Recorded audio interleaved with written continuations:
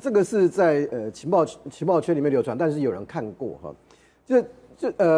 就在几年前，不是那时候新疆维吾尔族闹得很凶吗？对啊。好，那几年前那个时候呢，中共他们认为说，新疆维吾尔族这个造反哈，后面是有外力介入。对。为什么？因为他们是拿到美金去买一些武器。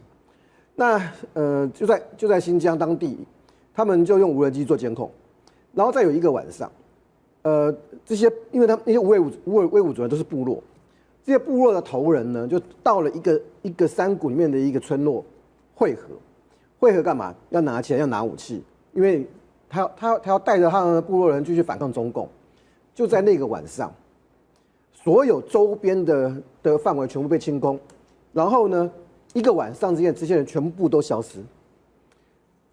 你连血迹都看不到。然后呢，那个村庄呢，整个用大型推土机整个就挖掉埋掉，埋掉之后呢，再填土种树，等到隔天早上的时候呢，那是一片树林。那因为那个地方是没有什么手机的哈，因为这些部落的这些维吾尔族人，他们不用，他也怕你被监控，所以他不用手机的，他们是回到他们最传统的部落，用着羊啊之类的去载运这些物资，所以他们被监视的时候是为什么？因为天上，当时就有人怀疑是无人机，然后呢，中共